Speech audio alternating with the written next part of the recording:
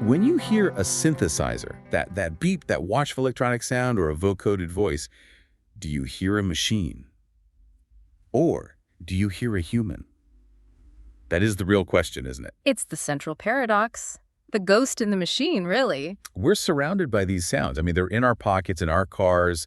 They're all over the pop charts from, Taylor Swift to The Weeknd. Everywhere. But there was a specific moment in history when those circuits, they stopped being just equipment, like a toaster or something, and started to feel, well, like us. Exactly. We often think of technology as the opposite of humanity. Cold, rigid, calculated. But the history of music tells a very different story. There was a specific era where the machine didn't just mimic us, it actually became the best vessel for our deepest, loneliest emotions. So today we're doing a deep dive into the history and, I guess, the philosophy of synth-pop. We're working from a really fascinating column called Synth-Pop, the era when electric dreams resonated. And we should be clear right off the bat, this isn't just a nostalgia trip. No, not at all. It's not just about catchy 80s tunes and bad haircuts. Far from it. It's an exploration of what the author calls future nostalgia. Future nostalgia. I love that phrase. It sounds like a total contradiction. How can you be nostalgic for the future? But it captures the essence perfectly, doesn't it? It's about looking back at how we thought the future would sound. Our mission today is to understand how these cold mechanical sounds became a vehicle for expressing human vulnerability. Okay. We're going to trace this whole man-machine idea from the analog circuits of the 70s all the way to the AI-generated glitched pop of today. So we're basically tracing the soul inside the software. Let's start at the beginning.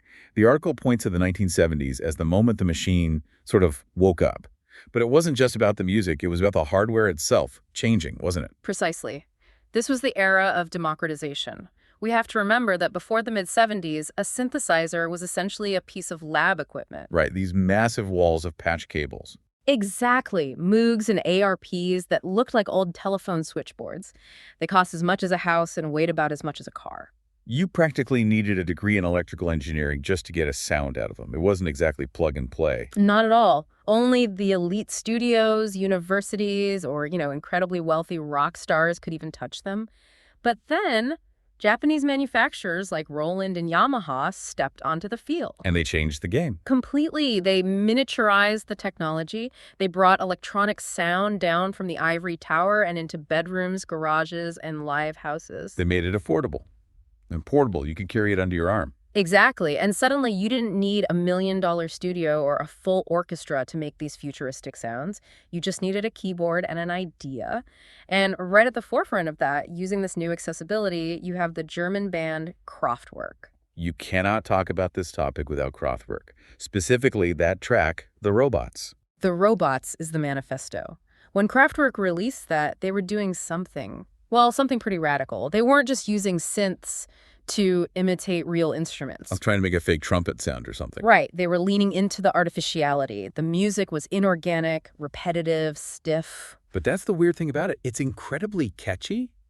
And there's something, I don't know, funny about it. Like they were in on the joke. That's the key. Our source material points out that it had strange humor. It wasn't dystopian in a scary Terminator kind of way. It was almost playful.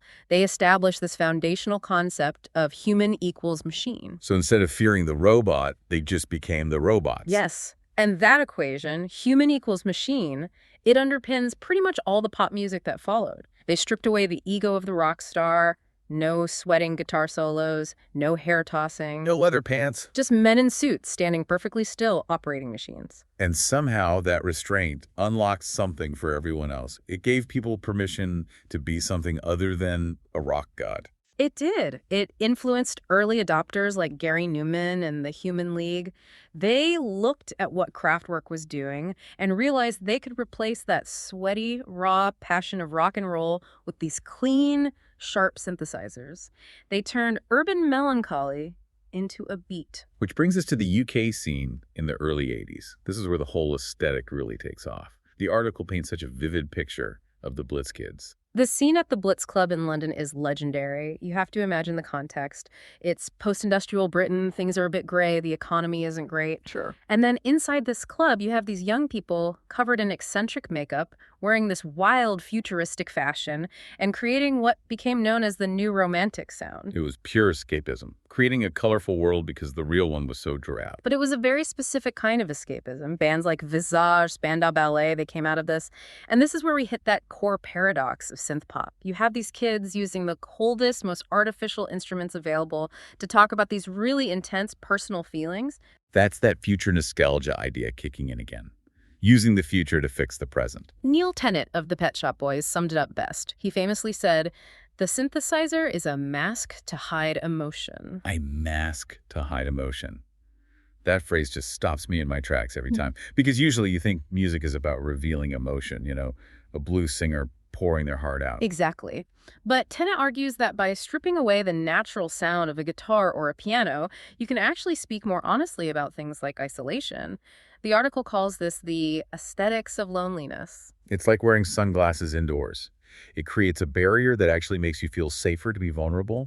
You can cry behind the sunglasses and no one knows. That's a great analogy. Take Gary Numan's song, Cars. An absolute classic. That melody is just permanently stuck in my head. But listen to the lyrics. It's an anthem for urban isolation. It's about being safe inside your machine, your car, and just cut off from the world. Here in my car, I feel safest of all. It's hermetically sealed.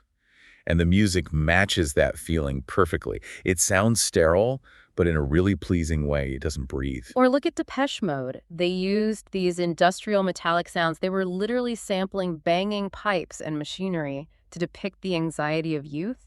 It wasn't about sunshine. It was about the grate of the industrial city. They made the factory sound emotional. And then, of course, you have New Order. That transition from Joy Division to New Order is so tragic, but it's pivotal to this story. It's a huge moment in music history. They were carrying the heavy tragedy of Joy Division, the suicide of their lead singer, Ian Curtis. That is as dark and raw as human emotion gets. Right. And they took that darkness, and instead of wallowing in it with guitars, they moved it to the dance floor with Blue Monday. Blue Monday. It's basically the fusion of electronics and the physical body. It proved you could dance to sadness. It's the ultimate cold wave. The mask of the synthesizer allowed them to process that grief without it completely destroying them. So the UK scene was very much about this mask, this coolness, this distance.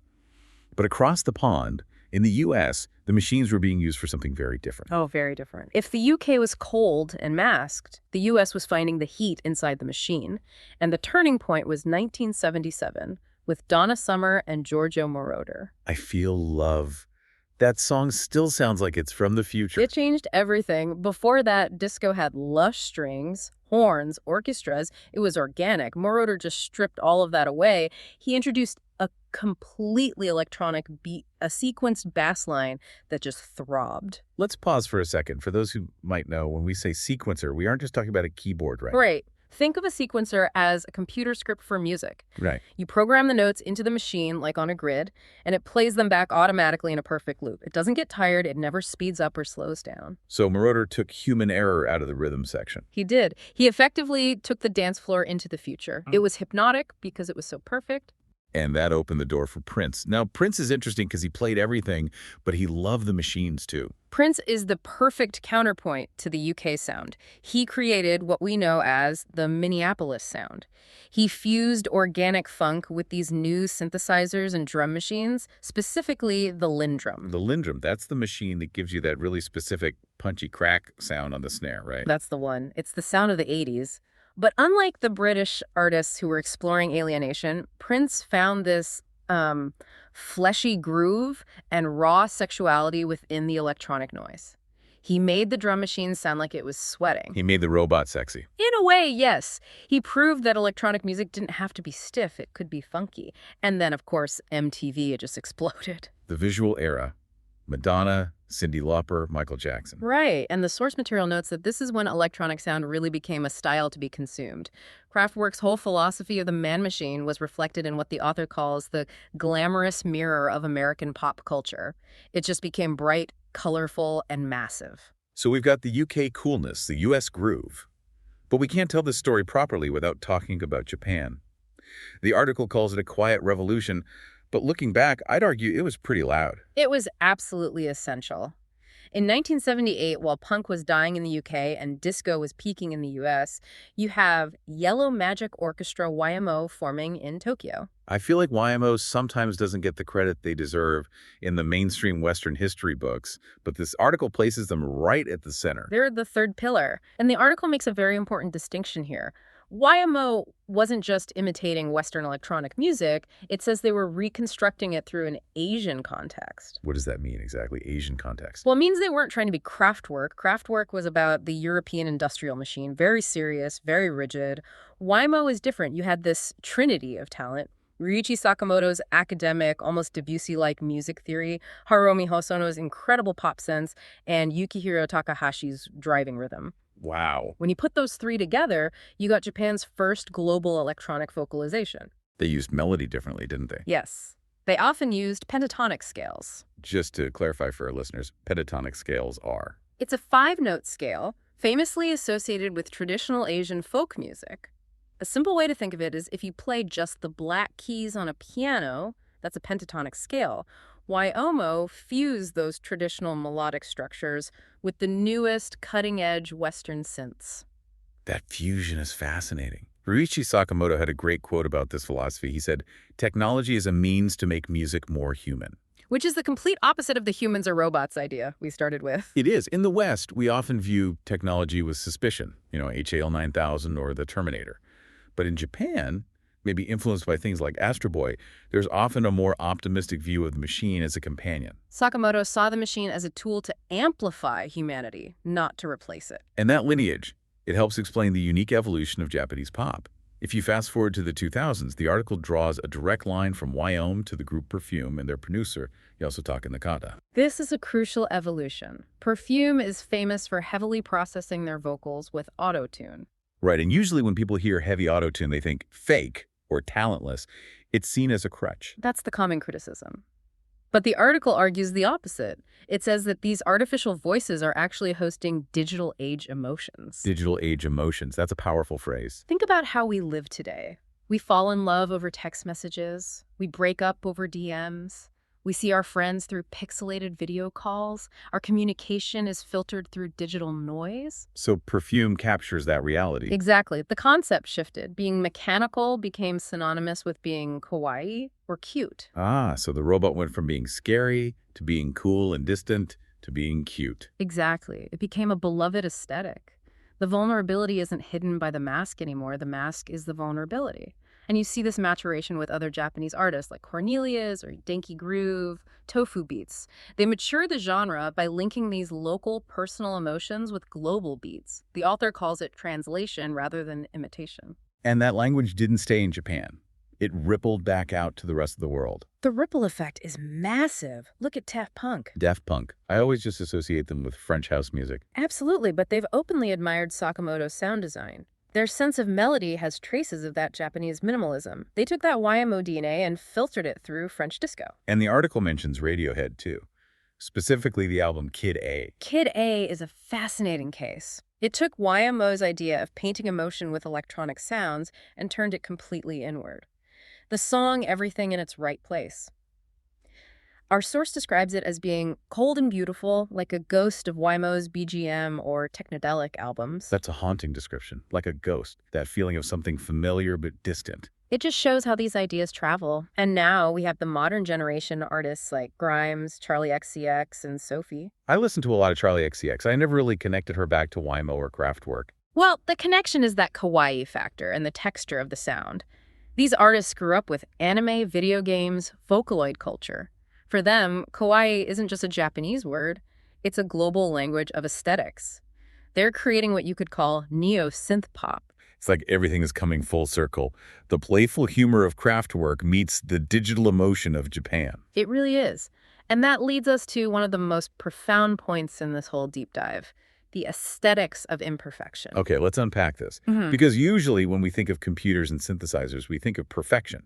Exact timing, perfect pitch. That's what a computer does. It calculates. Right.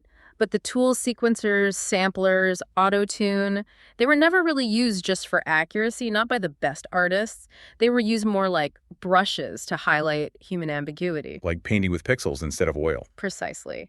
The paradox is that being mechanical can be emotional. And in the 21st century, we are seeing a reevaluation of this aesthetics of imperfection. We don't want the perfect sine wave. We want the glitch. What are some examples of this glitch being the point? Take Grimes. Her vocals often have this wavering, unstable quality buried under reverb, or Charlie XCX using obvious, jarring AI-like vocal processing where the voice cracks and breaks digitally. Or an artist like Yaji, who mixes Korean and English in a way that feels fluid and sometimes confusing. So the errors, the breakages, that's where the humanity is hiding. The glitches are the humanity. The source material argues that these imperfect sounds are exactly what convey humanity now. If a song sounds too polished, we almost trust it less. We want to hear the ghost in the machine. We want to feel the struggle of the human trying to communicate through all that digital noise. That is surprisingly romantic. It is. The article suggests that as AI composition evolves, as machines get better and better at faking perfection, this human-like artificiality, this deliberate imperfection, might be the last romanticism left in music. Wow, the last romanticism. That's a heavy thought. It implies that being broken is the only way to prove you're real. In a digital world, perhaps it is. So what does this all mean for us as listeners?